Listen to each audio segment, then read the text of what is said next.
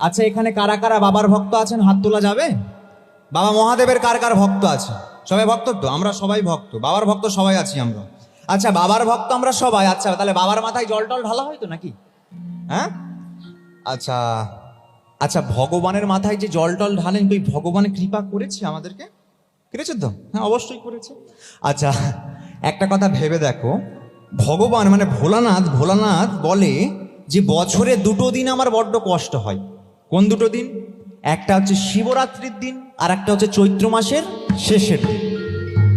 ভোলানাথ বলে এই দুটো দিন যে পরিমাণ জল আমার মাথায় ঢালা হয়, এই জলগুলো যদি ঘুরিয়ে ওদের মাথায় ঢালা হতো, ওদের নিউমোনিয়া হতো, জ্বর হয়ে যেত। তবু তো বারে বারে বারণ করি, শুনে না। আচ্ছা, আবার আমরা কত রকম ভোলানাথকে নিয়ে ব্যঙ্গ করি, তাই না? বড় বড় উচ্ছে, বাবার মাথা ঘুরছে।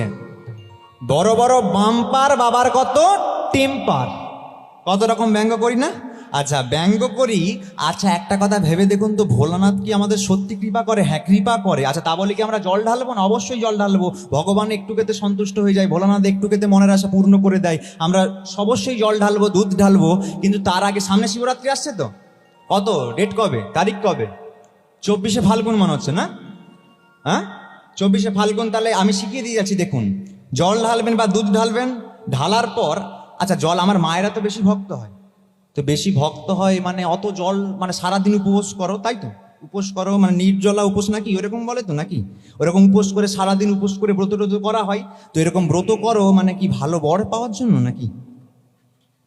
হ্যাঁ না, ছেলেরাও তো তাহলে ঢালে নাকি? ছেলেরা তো ঢালে, তো ছেলেরা কি জন্য ঢালে গো? ভালো ভালো বউ। রাধে রাধে। না, ওরকম কোনো ব্যাপার না। ভগবান মানে ভোলানাথকে যে কেউ পারে ডাকতে পারে। তো আপনাদেরকে শিখিয়ে দিয়ে যাই, শুনুন।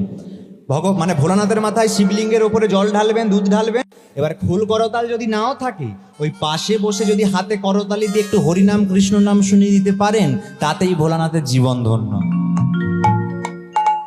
ওই পার্বতী বুঝতে পেরেছিল যে ওই ভোলানাথকে বিয়ে করে আমি কি জ্বালাই করেছি। পার্বতী তার সখীদেরকে বলছে, বলে হ্যাঁ রে সখী, তোদের স্বামীগুলোকে দেখ কত রকমের সেন্ট সাবান ব্যবহার করে, আর আমি স্বামীটাকে দেখ কোথা থাকে কে জানে, যত সব ছাই ভস্যগুলো মেখে বসে থাকে।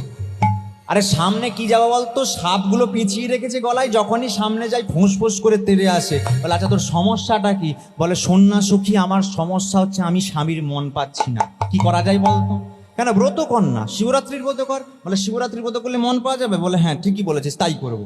এবার শিবরাত্রির দিনকে ভোলানাথ পাশে বসে আছে, পার্বতী পাশে বসে চোখটা বন্ধ করে স্বামী ও স্বামী, স্বামী ও স্বামী কতবার বলবে গো মা, ঘুম চলে আসছে।